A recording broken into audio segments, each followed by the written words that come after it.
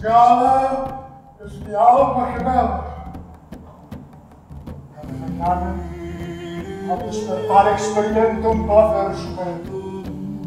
El de ser Salvador Dalí.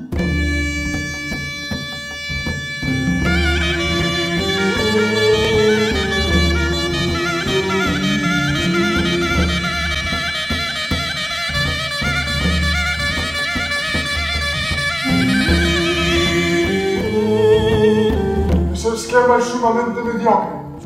Yo acabo de escribir el esbozo de un guión breve pero genial, que es todo lo contrario al cine corriente. ¡Ah!